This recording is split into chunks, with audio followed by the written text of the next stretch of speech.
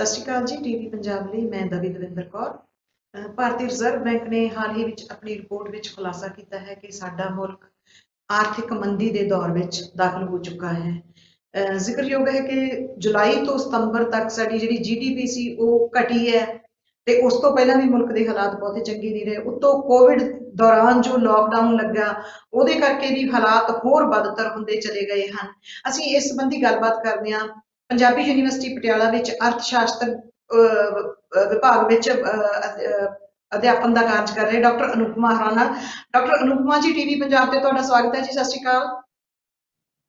ਧੰਨਵਾਦ। ਸਤਿ ਸ਼੍ਰੀ ਅਕਾਲ ਸਾਰੇ ਦਰਸ਼ਕਾਂ ਨੂੰ।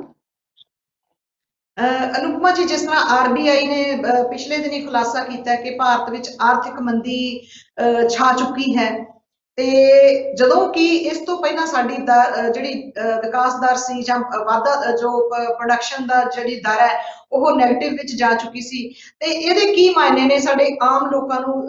ਸਿੱਧੇ ਸਾਦੇ ਸ਼ਬਦਾਂ ਵਿੱਚ ਸਮਝਾਇਓ। ਜਦੋਂ ਅਸੀਂ ਕਿਸੇ ਵੀ ਅਰਥ ਵਿਵਸਥਾ ਬਾਰੇ ਇਹ ਕਹਿੰਦੇ ਆ ਕਿ ਵੀ ਉਹ ਆਰਥਿਕ ਮੰਦੀ ਵਿੱਚ ਚਲਾ ਗਿਆ, ਤਾਂ ਉਹਦਾ ਸਭ ਤੋਂ ਪਹਿਲਾ ਜਿਹੜਾ ਮਤਲਬ ਆਪਾਂ ਇਹ ਕਹੀਏ ਕਿ ਵੀ ਮਾਣਕ ਹੁੰਦਾ ਏ, ਉਹ ਇਹ ਹੁੰਦਾ ਕਿ ਵੀ ਜੀ ਜਿਹੜੀ ਆਰਥਿਕ ਵਾਧਾ ਦਰ ਹੈ ਉਹ ਮਤਲਬ ਨੈਗੇਟਿਵ ਵਿੱਚ ਜਾਣ ਲੱਗ ਜਾਂਦੀ ਹੈ, ਮੰਨਫੀ ਦੇ ਵਿੱਚ ਜਾਣ ਲੱਗ ਜਾਂਦੀ ਹੈ। ਤੇ ਰਿਜ਼ਰਵ ਹਮ ਬੈਂਕ ਆਫ ਇੰਡੀਆ, ਦਰਸ਼ਕਾਂ ਨੇ ਪੜ੍ਹਿਆ ਹੋਊਗਾ ਕਿ ਰਿਜ਼ਰਵ ਬੈਂਕ ਆਫ ਇੰਡੀਆ ਇਹਨੂੰ ਤਕਨੀਕੀ ਮੰਦੀ ਦਾ ਨਾਮ ਦੇ ਰਿਹਾ।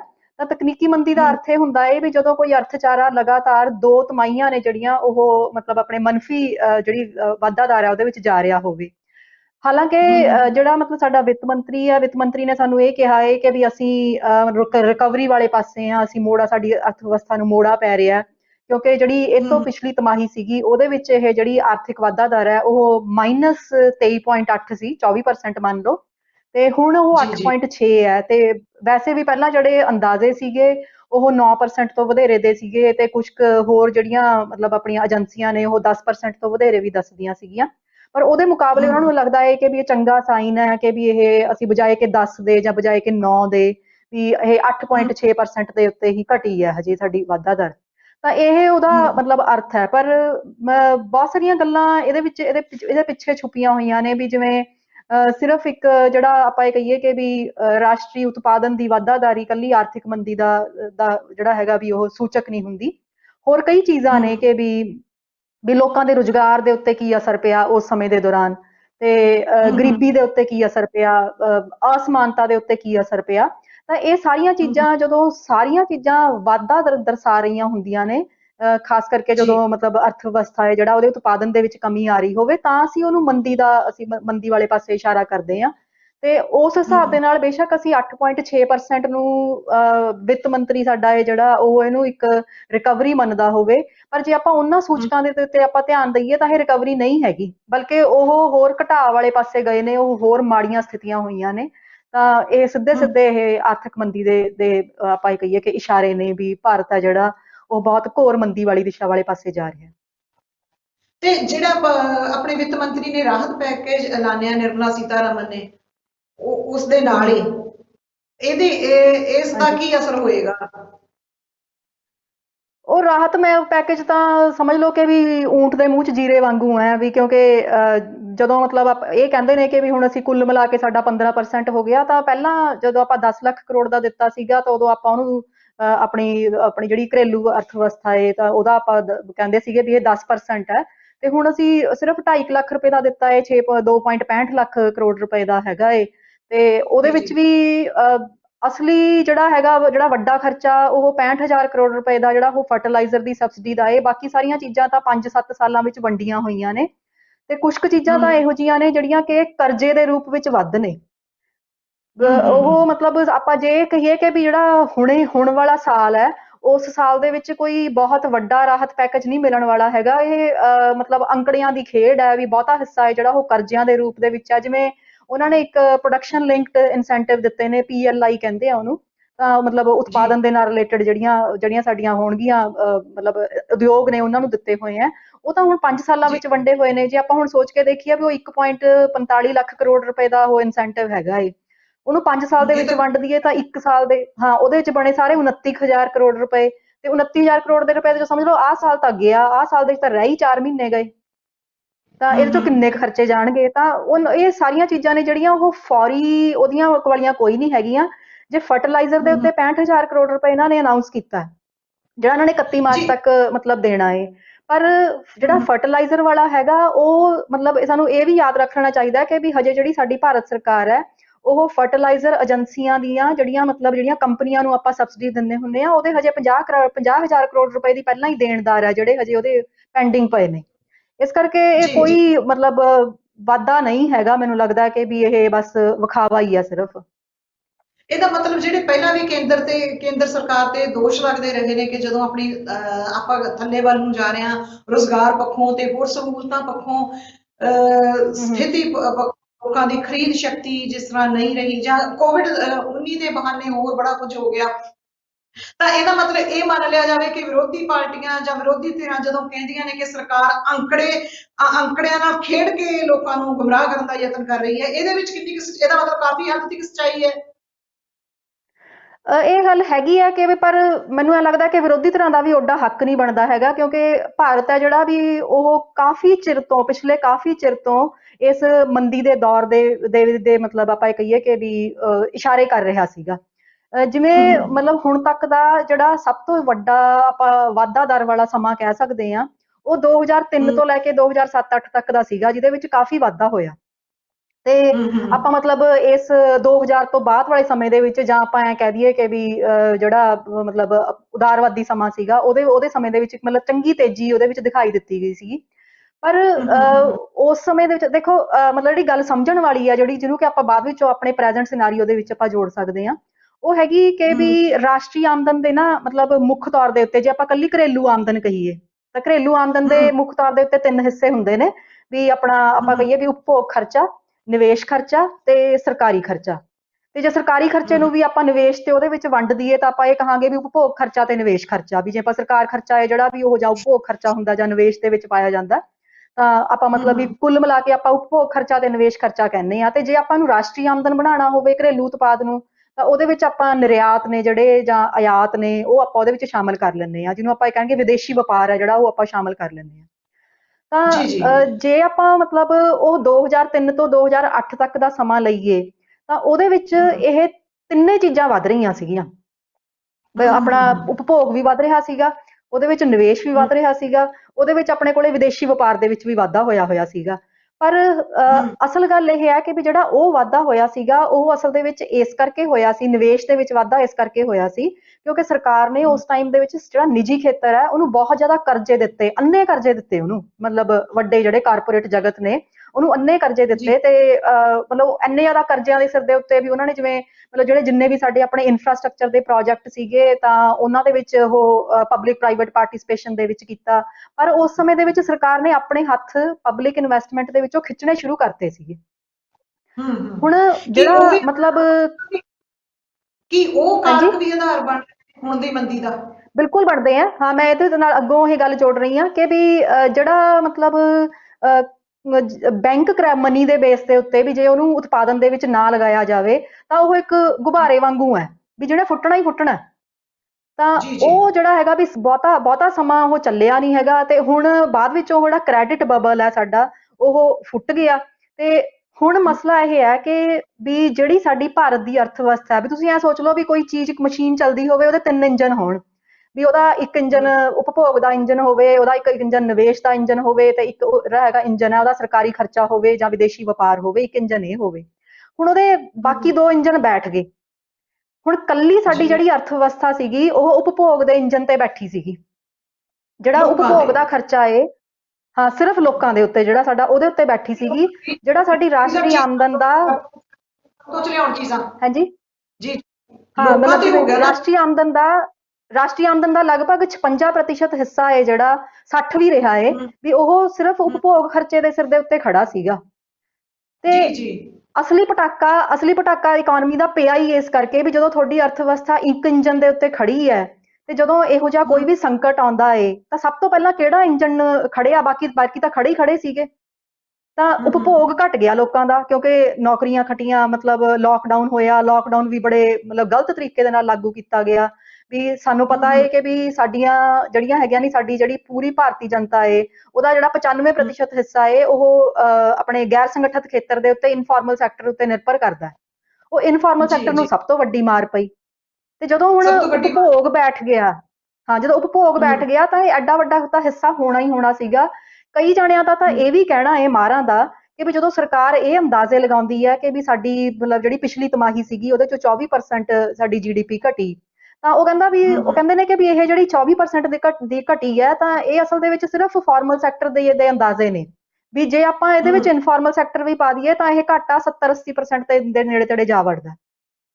ਜੀ ਅੱਛਾ ਕਿਉਂਕਿ ਇਸ ਤੋਂ ਹੀ ਗੱਲ ਉਪਭੋਗ ਵਾਲੇ ਜਿਹੜਾ ਤੁਸੀਂ ਕਹਿ ਰਹੇ ਹੋ ਇੰਜਣ ਹੈ, ਜਿਸ ਤਰ੍ਹਾਂ ਤੁਸੀਂ ਸਮਝਾਉਣ ਦਾ ਆਮ ਲੋਕਾਂ ਨੂੰ ਦੱਸਣ ਦਾ ਯਤਨ ਕੀਤਾ ਸਾਡੇ ਦਰਸ਼ਕਾਂ ਨੂੰ ਕਿ ਇਹ ਹਮ, ਉਪਭੋਗ ਜਿਸ ਤਰ੍ਹਾਂ ਲੋਕਾਂ ਦੀ ਖਰੀਦ ਸ਼ਕਤੀ ਘਟੀ ਹੈ, ਜਿਸ ਤਰ੍ਹਾਂ ਲੋਕ ਬਲਦੀ ਦੇ ਬੂਥੇ ਆਏ ਰਹੇ ਲੋਕਡਾਊਨ ਦੇ ਦੌਰਾਨ, ਜਿਸ ਤਰ੍ਹਾਂ ਲੋਕਾਂ ਦੀਆਂ ਨੌਕਰੀਆਂ ਗਈਆਂ, ਜਿਸ ਤਰ੍ਹਾਂ ਸਾਡੇ ਮਜ਼ਦੂਰਾਂ ਨੂੰ ਹਜ਼ਾਰ 1500 ਕਿਲੋਮੀਟਰ ਪੈਦਲ ਤੁਰ ਕੇ ਜਾਣਾ ਪਿਆ ਤੇ ਕਿਸੇ ਨੇ ਉਹਨਾਂ ਦੀ ਹਮ, ਬਾਹ ਨਹੀਂ ਫੜੀ, ਤਾਂ ਇਹ ਸੰਕਟ ਹੋਰ ਵੱਧ ਸਕਦਾ ਹੈ। ਇਹਦਾ ਮਤਲਬ ਜਦੋਂ ਸਾਡੇ ਦੋ ਇੰਜਨ ਬੈਠੇ ਬਿਲਕੁਲ ਹੋਏ ਨੇ ਵਧੂਗਾ। ਤੇ ਹਾਂ, ਬਿਲਕੁਲ ਵਧੂਗਾ। ਇਹਦੇ ਪਿੱਛੇ ਨਾ ਦੋ ਜਿਹੜੀ ਇੱਕ ਗੱਲ ਇਹਦੀ ਬੈਕਗਰਾਉਂਡ 'ਚ ਸਮਝਣ ਦੀ ਗੱਲ ਹੈ ਕਿ ਵੀ ਜਿਹੜਾ ਸਰਮਾਏਦਾਰੀ ਢਾਂਚਾ ਏ, ਸਰਮਾਏਦਾਰੀ ਢਾਂਚੇ ਦੇ ਹਮ ਵਿੱਚ ਹੁੰਦਾ ਕੀ ਹੈ ਕਿ ਵੀ ਤੁਸੀਂ ਮਤਲਬ ਉਤਪਾਦਨ ਕਰਦੇ ਆਪਾਂ ਅਸਲ ਦੇ ਵਿੱਚ ਮੰਗ ਤੇ ਪੂਰਤੀ ਦੀਆਂ ਦੋ ਚੀਜ਼ਾਂ ਨੂੰ ਆਪਾਂ ਇਹ ਕਨਫਿਊਜ਼ ਕਰ ਲੈਂਦੇ ਆ ਵੀ ਮੁਰਗੀ ਪਹਿਲਾਂ ਸੀ ਕਿ ਅੰਡਾ ਪਹਿਲਾਂ ਸੀ, ਹਨਾ? ਪਹਿਲਾਂ ਸੀ ਵੀ ਜੀ ਜੀ ਇਹਦੇ ਵਿੱਚ ਕੀ ਹੈ ਕਿ ਹਮ ਜਿਹੜਾ ਸਰਮਾਏਦਾਰੀ ਢਾਂਚਾ ਹੈ ਜਿਹੜਾ ਉਹ ਮਤਲਬ ਉਹ ਇੰਨੇ ਜ਼ਿਆਦਾ ਉਹਨੇ ਕ੍ਰਾਈਸਿਸ ਦੇ ਵਿੱਚ ਜਾਣਾ ਹੀ ਜਾਣਾ, ਉਹਨੇ ਸੰਕਟ ਖੜਾ ਹੀ ਹੋਣਾ ਕਿਉਂਕਿ ਵਾਧੂ ਉਤਪਾਦਨ ਹੋਣ ਲੱਗ ਜਾਣਾ ਹੈ। ਉਹਨਾਂ ਨੇ ਮਤਲਬ ਜਿਹੜੇ ਉਹਨਾਂ ਦੇ ਜਿਹੜੇ ਆਪਾਂ ਇਹ ਕਹੀਏ ਕਿ ਵੀ ਲਾਭ ਦੀ ਦਰ ਹੈ ਜਿਹੜੀ ਉਹ ਘਟਣੀ ਸ਼ੁਰੂ ਹੋ ਜਾਣੀ ਹੈ। ਤੇ ਜੇ ਉਹ ਨਿਵੇਸ਼ ਹਮ ਕਰਨਗੇ ਵੀ ਤਾਂ ਉਹਨਾਂ ਨੂੰ ਉਹਨਾਂ ਦੇ ਸਿਰ ਦੇ ਵਿੱਚ ਉਹਨਾਂ ਦੇ ਮਤਲਬ ਹੱਥ ਵਿੱਚ ਕੁਛ ਆਉਣਾ ਨਹੀਂ ਹੈਗਾ। ਤਾਂ ਉਹ ਕੀ ਕਰਦੇ ਨੇ ਹਮ ਕਿ ਉਹ ਪੈਸਾ ਹੈ ਜਿਹੜਾ ਵੀ ਬਾਅਦ ਵਿੱਚੋਂ ਆਪਣੇ ਲਾਭ ਨੂੰ ਕਮਾਉਣ ਦੇ ਵਾਸਤੇ ਉਤਪਾਦਨ ਚ ਲਾਉਣ ਦੀ ਥਾਂ ਦੇ ਉੱਤੇ, ਕਿਉਂਕਿ ਉਤਪਾਦਨ ਤਾਂ ਪਹਿਲਾਂ ਹੀ ਵਾਧੂ ਹੋਇਆ ਉਤਪਾਦਨ ਵਿਕ ਨਹੀਂ ਰਿਹਾ ਉਹਨਾਂ ਦਾ, ਉਤਪਾਦਨ ਵਿੱਚ ਲਾਉਣ ਹਮ ਦੀ ਥਾਂ ਦੇ ਉੱਤੇ ਉਹ ਸ਼ੇਅਰ ਬਾਜ਼ਾਰ ਵਿੱਚ ਲਾਉਣ ਲੱਗ ਜਾਂਦੇ ਆ। ਤੁਸੀਂ ਦੇਖਿਆ ਹੋਊਗਾ ਕਿ ਵੀ ਸੰਕਟ ਦੇ ਹਾਂ ਦਿਨਾਂ ਦੇ ਵਿੱਚ ਜਿਹੜੇ ਮਤਲਬ ਸਾਡੇ ਬਿਲੀਨੀਅਰ ਨੇ ਉਹਨਾਂ ਦੀ ਦੌਲਤ ਵਿੱਚ ਵਾਧਾ ਹੋਇਆ। ਹਾਂ ਬਿਲਕੁਲ ਉਹਨਾਂ ਦੀ ਦੌਲਤ ਕੋਈ ਮਤਲਬ ਹਾਂ, ਪੰਜਾਬ ਜਿਹੜਾ ਆਪਣਾ ਭਾਰਤ ਆ ਉਹਦੇ ਵਿੱਚ ਤਾਂ 37% ਮਤਲਬ ਉਹ ਮਤਲਬ ਵਾਧਾ ਕਰ ਗਏ ਉਹ। ਉਹਦੇ ਪਿੱਛੇ ਕਾਰਨ ਨਹੀਂ ਕੀ ਹੈ ਵੀ ਹੁਣ ਲੱਗਿਆ ਜੇ ਤਾਂ ਕਰੋਨਾ ਵਾਇਰਸ ਹੋਇਆ ਹੁੰਦਾ, ਜੇ ਕਾਰਪੋਰੇਟ ਜਗਤ ਨੂੰ ਵੀ ਮਤਲਬ ਮਾਰ ਪਈ ਹੁੰਦੀ, ਸਾਰਾ ਕੁਝ ਪਿਆ ਹੁੰਦਾ ਤਾਂ ਬਿਲੀਨੀਅਰ ਕਾਹਤੋਂ ਵੱਧਦੇ, ਗਿਣਤੀ ਵੀ ਵੱਧ ਗਈ, ਉਹਨਾਂ ਦੀ ਵੈਲਥ ਵੀ ਵੱਧ ਗਈ।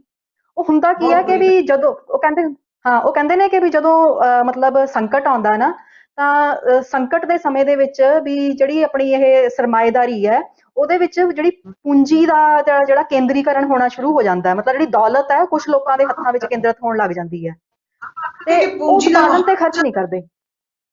ਹਾਂਜੀ ਜੀ ਜੀ ਅਹ, ਅੱਛਾ ਅਨੁਪਮਾ ਜੀ ਸਾਨੂੰ ਇਹ ਦੱਸੋ ਕਿ ਜਿਸ ਤਰ੍ਹਾਂ ਭਾਰਤ ਕਿਸ ਤਰ੍ਹਾਂ ਨਜਿੱਠਦਾ ਹੈ ਇਹੋ ਜਿਹੇ ਸੰਕਟ ਨਾਲ, ਜਿਸ ਤਰ੍ਹਾਂ ਇਹ ਜਦੋਂ ਗਿਰਾਵਟ ਵੱਲ ਜਾਂਦਾ ਹੈ, ਮੰਦੇ ਚ ਫਸਦਾ ਹੈ, ਤੇ ਪੱਛਮੀ ਮੁਲਕ ਤੇ ਹਮ, ਹੋਰ ਮੁਲਕ ਇਹਦੇ ਨਾਲ ਨਜਿੱਠਦੇ ਨੇ, ਅਸੀਂ ਉਹਨਾਂ ਦੇ ਮੁਕਾਬਲੇ ਕਿੱਥੇ ਖੜੇ ਆ ਤੁਹਾਡੇ ਮਾਹਰ ਰਾਏ ਅਨੁਸਾਰ?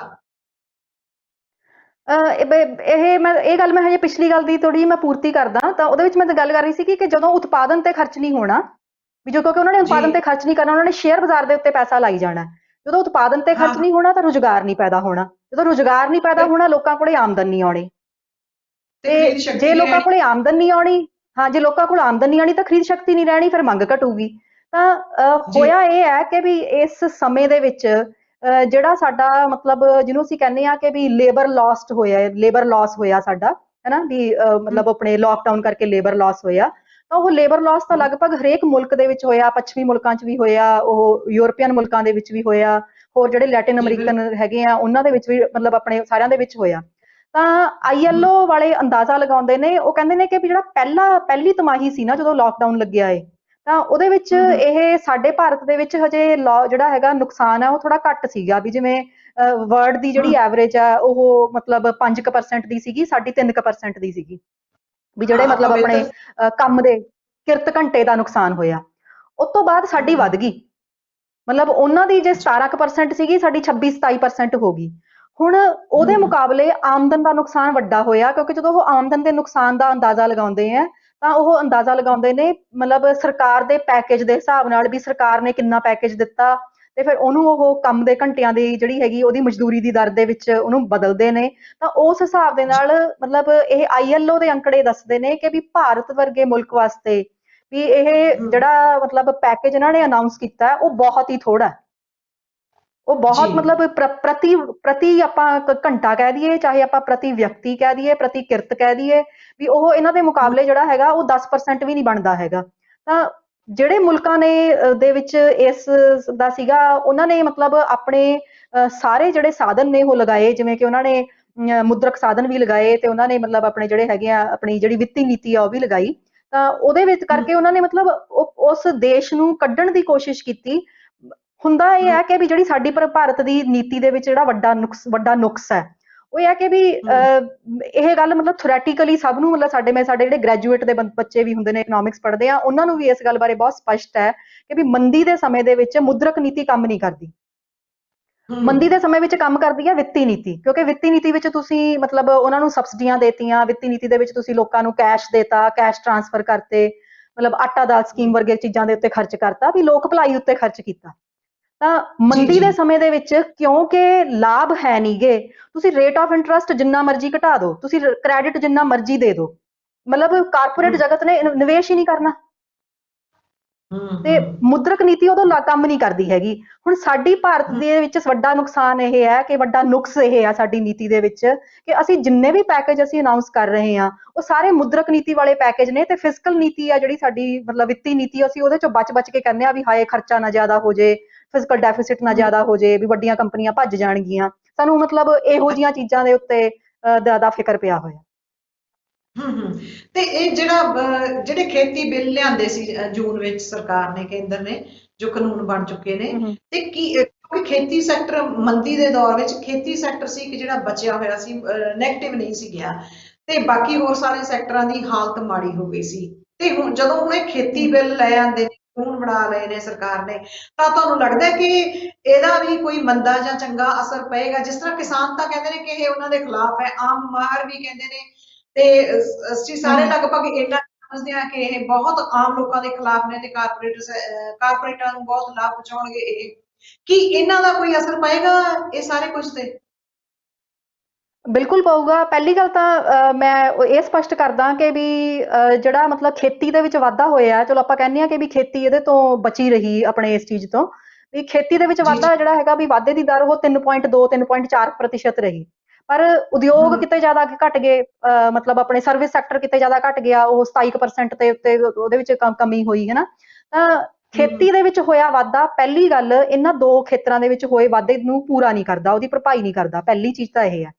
ਦੂਸਰਾ ਇਹ ਹੈ ਕਿ ਵੀ ਇੱਕ ਰੋਚਕ ਗੱਲ ਜਿਹੜੀ ਮੈਂ ਤੁਹਾਡੇ ਨਾਲ ਸ਼ੇਅਰ ਕਰਨਾ ਚਾਹੁੰਦੀ ਆ, ਉਹ ਇਹ ਕਿ ਜੀ ਵੀ ਜੀ। ਉਦਾਰਵਾਦੀ ਨੀਤੀਆਂ ਦਾ ਜਦੋਂ ਸ਼ੁਰੂ ਹੋਈਆਂ 1990-91 ਤੋਂ ਬਾਅਦ, ਤਾਂ ਉਸ ਹਮ, ਸਮੇਂ ਦੇ ਵਿੱਚ ਬਹੁਤ ਸਾਰੀਆਂ ਥਾਵਾਂ ਤੇ ਸਾਨੂੰ ਪਤਾ ਹੈ ਕਿ ਵੀ ਕਾਟ ਲੱਗੀ, ਵੀ ਆਪਣਾ ਪਬਲਿਕ ਸੈਕਟਰ ਜਿਹੜੀਆਂ ਯੂਨਿਟਸ ਸੀਗੀਆਂ, ਉਹਨਾਂ ਸਾਰਿਆਂ ਵਿੱਚ ਸਰਕਾਰ ਹਮ, ਨੇ ਆਪਣੇ ਹੱਥ ਖਿੱਚਣੇ ਸ਼ੁਰੂ ਕਰਤੇ, ਵੈਲਫੇਅਰ ਦੇ ਵਿੱਚ ਆਪਣੇ ਹੱਥ ਖਿੱਚਣੇ ਸ਼ੁਰੂ ਕਰਤੇ। ਜਿਹੜਾ ਹਮ, ਮਤਲਬ ਇਹਦੀ ਅਨਾਜ ਦੀ ਖਰੀਦ ਸੀ ਨਾ, ਉਹ ਨਹੀਂ ਘਟੀ, ਬਲਕਿ ਹੁਣ ਹਮ, ਤੱਕ ਵੀ ਜਿਹੜੀ ਮਤਲਬ ਵਧੀ। ਬਲਕਿ ਤੁਸੀਂ ਮਤਲਬ ਇਹ ਕਿ ਪਹਿਲਾਂ 12% ਸੀ ਨੈਟ ਪ੍ਰੋਡਿਊਸ ਦਾ, ਅਸੀਂ ਮਤਲਬ ਸਾਡੇ ਐਫਸੀਆਈ ਲੈ ਲੈਂਦੀ ਹੁੰਦੀ ਸੀਗੀ, ਫਿਰ ਇਹ 24-27% ਹੋ ਗਈ, ਵੀ ਇਹਦੇ ਵਿੱਚ ਵਾਧਾ ਹੋਇਆ। ਤੇ ਜਿੰਨਾ ਕੁ ਸਾਨੂੰ ਹਮ, ਆਪਣੇ ਚਾਹੀਦਾ ਹੁੰਦਾ ਨਾ ਕਿ ਵੀ ਆਪਣੀ ਫੂਡ ਸਿਕਿਉਰਿਟੀ ਵਾਸਤੇ ਜਾਂ ਬਫਰ ਸਟਾਕ ਵਾਸਤੇ, ਆਪਾਂ ਹਮੇਸ਼ਾ ਉਸ ਲਿਮਿਟ ਤੋਂ ਵੱਧ ਰੱਖਿਆ।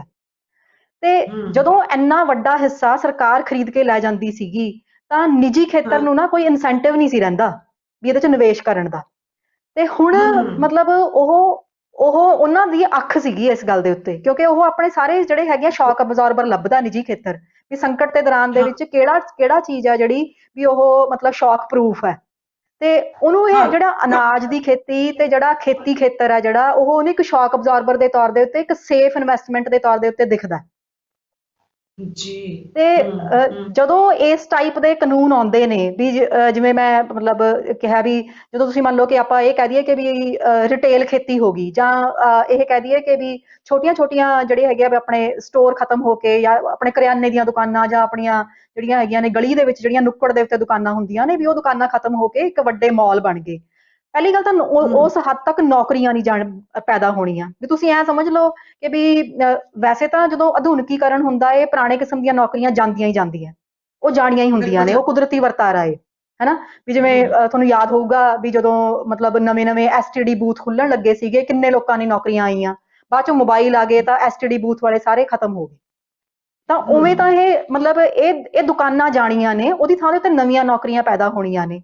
ਪਰ ਵਾਲਮਾਰਟ ਹਮ, ਨੇ ਉਨੀਆਂ ਨੌਕਰੀਆਂ ਪੈਦਾ ਨਹੀਂ ਕਰਨੀਆਂ ਜਿੰਨੀਆਂ ਮਤਲਬ ਸਾਡੀਆਂ ਇਸ ਗੈਰ ਸੰਗਠਿਤ ਖੇਤਰ ਦੇ ਵਿੱਚ ਹੋਈਆਂ ਹੋਈਆਂ ਨੇ। ਤਾਂ ਸਾਨੂੰ ਹੋਰ ਰਸਤੇ ਨੇ ਜਿਹੜੇ ਉਹ ਲੱਭਣੇ ਪੈਣਗੇ। ਦੂਜੀ ਗੱਲ ਕਿ ਕਿਸਾਨ ਦੇ ਪੱਲੇ ਕੁਛ ਨਹੀਂ ਪੈਣਾ। ਹੁਣ ਹੂੰ ਸਾਊਥ ਵਾਲਿਆਂ ਦੀ ਇੱਕ ਐਗਜ਼ਾਮਪਲ ਹੈ ਕਿ ਵੀ ਕਿਸਾਨ ਹੈ ਜਿਹੜਾ ਵੀ ਉਹ ਆਪਣੇ ਜਿਹੜਾ ਲਸਣ ਹੈ ਉਹ 1 ਰੁਪਏ ਕਿਲੋ ਵੇਚ ਰਿਹਾ ਹੈ। 1 ਰੁਪਏ ਹੂੰ ਕਿਲੋ। ਉਸੇ ਸਮੇਂ ਹੂੰ ਉਸੇ ਦਿਨ ਜਿਹੜਾ ਲਸਣ ਹੈ ਉਹ ਰਿਲਾਇੰਸ ਫਰੈਸ਼ ਦੇ ਉੱਤੇ 146 ਰੁਪਏ ਕਿਲੋ ਵਿਕ ਰਿਹਾ। ਹੂੰ ਬਹੁਤ ਹੁਣ ਮਹਿੰਗਾ ਤੁਸੀਂ ਮਿਲ ਦੇਖ ਰਿਹਾ ਲਓ ਲਸਣ ਦਾ। ਕਿ ਵੀ ਬਹੁਤ ਮਹਿੰਗਾ ਹੈ, ਤੇ ਜੇ ਹੁਣ ਆਪਾਂ ਕਿਸਾਨ ਦਾ ਹਿੱਸਾ ਦੇਖੀਏ ਉਸ ਸਾਰੀ ਰਿਟੇਲ ਚੇਨ ਦੇ ਵਿੱਚ, ਹੁਣ ਉਹ 146 ਹੂੰ, ਦਾ ਉਹ ਤਾਂ 1% ਵੀ ਨਹੀਂ ਬਣਦਾ ਹੈਗਾ। ਬਿਲਕੁਲ ਨਹੀਂ ਤਾਂ ਮਿਲਦਾ। ਬਿਲਕੁਲ ਵੀ ਨਹੀਂ ਬਣਦਾ ਹੈਗਾ। ਤਾਂ ਇਹ ਕਿੰਨੀਆਂ ਇਹੋ ਜਿਹੀਆਂ ਚੀਜ਼ਾਂ ਨੇ। ਦੂਜੀ ਗੱਲ ਵੀ ਉਸ ਉਹਨਾਂ ਬਿੱਲਾਂ ਦੇ ਵਿੱਚ ਇੱਕ ਬਹੁਤ ਵੱਡਾ ਨੁਕਸ ਜਿਹੜਾ ਹੈਗਾ ਉਹ ਇਹ ਹੈ ਕਿ ਅਸੀਂ ਕਹਿੰਦੇ ਆ ਕਿ ਵੀ ਮਤਲਬ ਤੁਹਾਨੂੰ ਮਾਰਕੀਟ ਐਟ ਦਾ ਫਾਰਮ ਗੇਟ ਮਿਲੂਗੀ। ਠੀਕ ਹੈ, ਮਤਲਬ ਹੂੰ ਖੇਤ ਦੇ ਬੂਹੇ ਦੇ ਉੱਤੇ। ਚਲੋ ਖੇਤ ਦਾ ਬੂਹਾ ਨਹੀਂ ਹੁੰਦਾ ਤਾਂ ਆਪਾਂ ਇਹ ਕਹਿੰਦੇ ਆ ਖੇਤ ਦੀਆਂ ਮਤਲਬ ਬਰੂਹਾਂ ਦੇ ਉੱਤੇ, ਜਾਂ ਜਿਵੇਂ ਜੋ ਵੀ ਤੁਸੀਂ ਵਰਤ ਲਈਏ ਆਪਾਂ, ਹਨਾ। ਜੀ ਜੀ। ਹੁਣ ਇਹ ਆਮ ਬੰਦੇ ਨੂੰ ਸਮਝ ਆਉਂਦੀ ਹੈ ਕਿ ਕੰਪੀਟੀਸ਼ਨ, ਮੁਕਾਬਲਾ, ਜਿਹਦੇ ਵਿੱਚ ਕਿ ਅਸੀਂ ਕਹਿੰਦੇ ਆ ਵੀ ਹੂੰ ਬਹੁਤ ਸਾਰੇ ਲੋਕ ਹੋਣਗੇ, ਤੁਸੀਂ ਜਿਹਨੂੰ ਮਰਜ਼ੀ ਵੇਚ ਦਿਓ, ਹਨਾ, ਵੀ ਚੁਆਇਸ ਹੋਊਗੀ, ਵੀ ਇਹ ਹੂੰ ਚੀਜ਼ਾਂ ਤੇ ਫਾਰਮ ਗੇਟ ਦੋਨੋਂ ਆਪਾ ਵਿਰੋਧੀ ਨੇ। ਵੀ ਜਿਵੇਂ ਹੂੰ ਤੁਸੀਂ ਇਹ ਕਹੋ ਕਿ ਵੀ ਮੈਂ ਆਪ ਦੀ ਚੀਜ਼ ਆ ਜਿਹੜੀ ਉਹ ਆਪਣੇ ਘਰ ਦੇ ਮੂਹਰੇ ਖੜ ਕੇ ਵੇਚਣੀ ਹੈ, ਤੁਹਾਡੇ ਕੋਲੇ ਕਸਟਮਰ ਹੂੰ ਘੱਟ ਹੋਣਗੇ, ਬਿਲਕੁਲ ਹਨਾ। ਘੱਟ ਹੋਣਗੇ। ਵੀ ਜੇ ਹੂੰ ਹਾਂ ਕਸਟਮਰ ਘੱਟ ਹੋਣਗੇ ਤਾਂ ਤੁਹਾਡੀ ਜਿਹੜੀ ਹੈਗੀ ਆ, ਇੱਕ ਅੱਧਾ ਬੰਦਾ ਜੇ ਆਊਗਾ ਤਾਂ ਤੁਸੀਂ ਉਹਨੂੰ ਵੇਚਣ ਦੀ ਕਰੋਗੇ ਕਿ ਵੀ ਚੱਲ ਮਸਾਂ ਤਾਂ ਕੋਈ ਗਾਹਕ ਆਇਆ।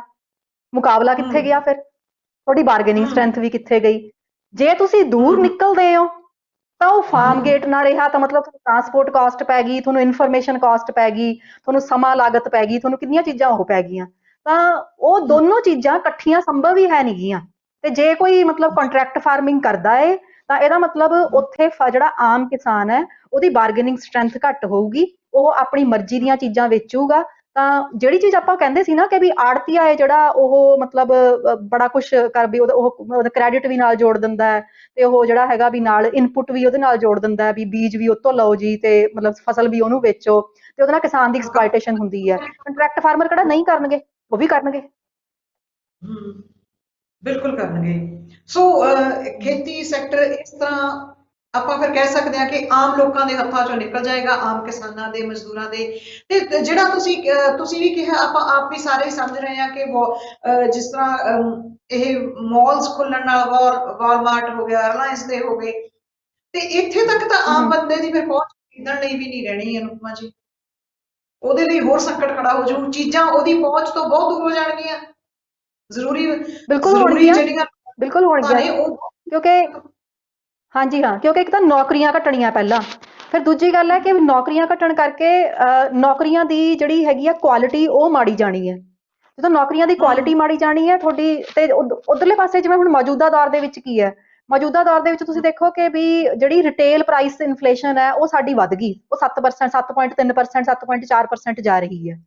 ਉਹਦੇ ਵਿੱਚੋਂ ਜੀ ਜਿਹੜੀ ਫੂਡ ਦੀ ਇਨਫਲੇਸ਼ਨ ਆ ਉਹ ਹੋਰ ਕਿਤੇ ਜ਼ਿਆਦਾ ਵੱਧ ਰਹੀ ਆ, ਉਹ 11.1% ਹੈ।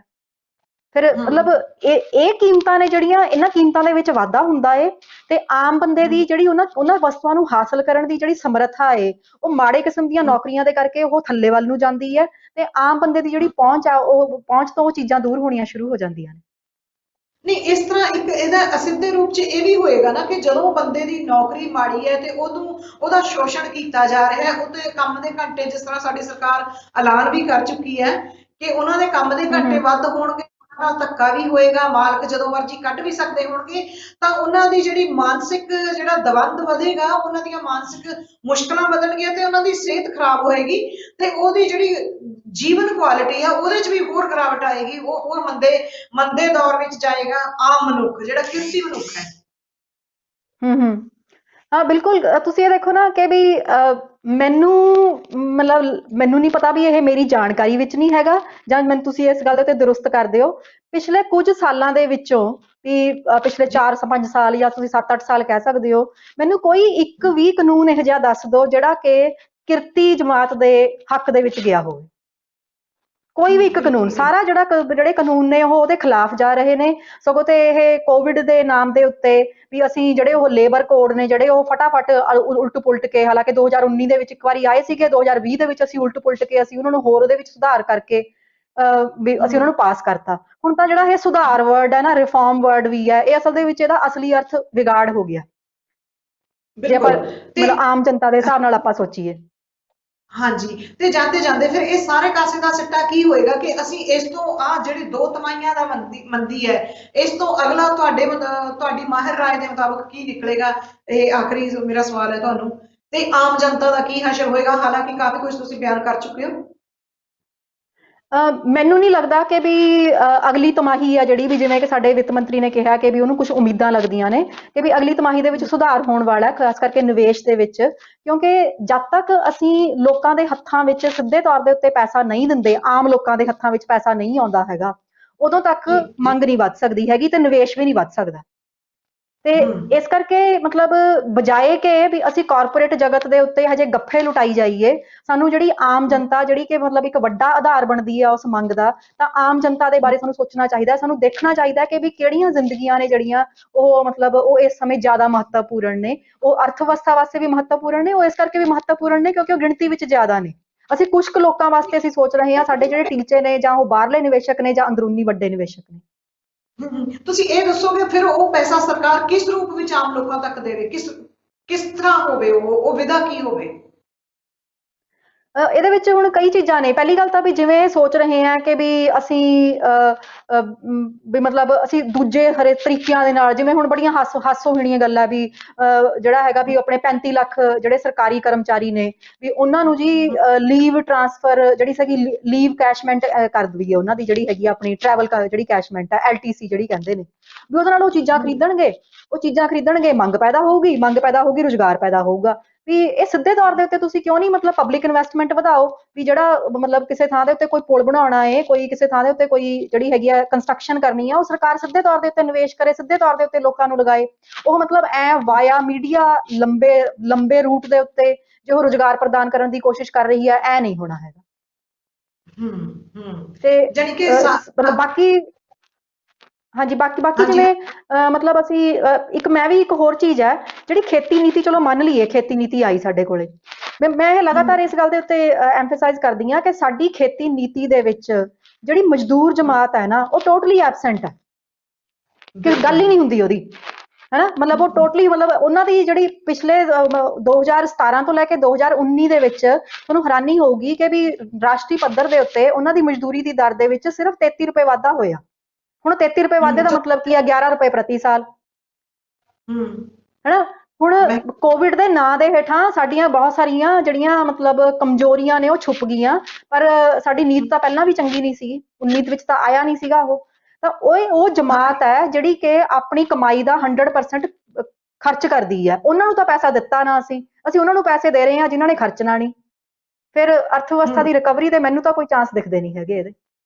ਸੋ ਤੁਹਾਡਾ ਕਹਿਣ ਦਾ ਮਤਲਬ ਹੈ ਕਿ ਜੇ ਮਜ਼ਦੂਰਾਂ ਤੱਕ ਪੈਸਾ ਪੁੱਜਦਾ ਤਾਂ ਨੈਚੁਰਲ ਹੈ, ਉਹਨਾਂ ਨੇ ਸੁਭਾਵਿਕ ਹੈ ਨਿੱਕੀਆਂ ਨਿੱਕੀਆਂ ਲੋੜਾਂ ਤੇ ਆਪਣੀਆਂ ਗਰਜ਼ਾਂ ਤੇ ਪੈਸਾ ਖਰਚਣਾ ਸੀ, ਤੇ ਜਿਨ੍ਹਾਂ ਨੂੰ ਪੈਸਾ ਸਰਕਾਰ ਨੇ ਪ੍ਰੋਵਾਈਡ ਕਰਾਇਆ ਉਹ ਦੱਬ ਕੇ ਬਹਿ ਗਏ। ਉਹ ਆਪਣੇ ਹਿਸਾਬ ਨਾਲ ਜੋ ਉਹਨਾਂ ਨੂੰ ਵਾਰਾ ਖਾਂਦਾ ਹੋਏਗਾ ਉਸ ਤਰ੍ਹਾਂ ਕਰਨਗੇ। ਤੇ ਕੁੱਲ ਮਿਲਾ ਕੇ ਹਾਲੇ ਤਸਵੀਰ ਜਿਸ ਤਰ੍ਹਾਂ ਤੁਹਾਡੇ ਨਾਲ ਗੱਲਬਾਤ ਹੋਈ ਹੈ, ਤੇ ਤਸਵੀਰ ਨਿਰਾਸ਼ਾ ਭਰੀ ਹੀ ਹੈ। ਤੇ ਆਪਾਂ ਆਸ ਕਰਦੇ ਹਾਂ ਕਿ ਸਰਕਾਰ ਆਮ ਲੋਕਾਂ ਦੇ ਹੱਥਾਂ ਵਿੱਚ ਕੁਝ ਦੇਵੇ, ਉਹਨਾਂ ਨੂੰ ਸਮਰੱਥ ਬਣਾਵੇ ਤੇ ਰੁਜ਼ਗਾਰ ਦੇ ਮੌਕੇ ਵੀ ਪੈਦਾ ਕਰੇ ਤੇ ਕੁਝ ਲੋਕਾਂ ਤੱਕ ਪੁੱਜਦਾ ਵੀ ਕਰੇ। ਤੇ ਡਾਕਟਰ ਅਨੂਪਮਾ ਜੀ, ਤੁਸੀਂ ਕਾਫੀ ਕੁਝ ਸਪਸ਼ਟ ਕੀਤਾ ਸਥਿਤੀਆਂ, ਇਸ ਮੰਦੀ ਜਿਹੜਾ RBI ਨੇ ਸਰਕਾਰ ਕੀਤਾ ਆਪਣੀ ਰਿਪੋਰਟ 'ਚ ਮੰਨਿਆ, ਤੇ ਜੋ ਨਾਲ ਦੀ ਨਾਲ ਨਿਰਮਲਾ ਸੀਤਾਰਮਨ ਹੋਰਾਂ ਨੇ, ਸਾਡੇ ਵਿੱਤ ਮੰਤਰੀ ਨੇ ਜੋ ਪੈਕੇਜ ਦਾ ਐਲਾਨ ਕੀਤਾ, ਉਹਦਾ ਵੀ ਸਾਨੂੰ ਜੋ ਅਸਲੀ ਸੱਚਾਈ ਹੈ ਉਹ ਸਾਹਮਣੇ ਲਿਆਂਦੀ ਹੈ। ਗੱਲਬਾਤ ਦਾ ਸਿਲਸਿਲਾ ਅੱਗੇ ਤੋਂ ਤੁਹਾਡੇ ਨਾਲ ਜਾਰੀ ਰੱਖਾਂਗੇ ਜੀ। ਹਾਲ ਦੀ ਘੜੀ ਬਹੁਤ ਮਿਹਰਬਾਨੀ ਜੀ। ਬਹੁਤ ਬਹੁਤ ਧੰਨਵਾਦ। ਸਤਿ ਸ਼੍ਰੀ ਅਕਾਲ ਜੀ, ਮੈਂ ਨਿਰਮਲ ਮਾਨ, ਪੂਰਾ ਟੈਕਸ ਸੈਟਲਮੈਂਟ ਤੋਂ। ਇਹ ਤੁਸੀਂ ਵੀਡੀਓ ਦੇਖ ਰਹੇ ਸੀ TV ਪੰਜਾਬ ਦੇ ਉੱਤੇ। ਇਹੋ ਜਿਹੇ ਹੋਰ ਜਾਣਕਾਰੀ ਭਰਪੂਰ ਵੀਡੀਓ ਦੇਖਣ ਵਾਸਤੇ TV ਪੰਜਾਬ ਦੇ ਚੈਨਲ ਨੂੰ ਸਬਸਕ੍ਰਾਈਬ ਕਰੋ ਤੇ ਨਾਲ ਹੇਠ ਦਿੱਤੇ ਹੋਏ ਬੈਲ ਆਈਕਨ ਦੇ ਬਟਨ ਦਬਾਓ। ਸਤਿ ਸ਼੍ਰੀ ਅਕਾਲ।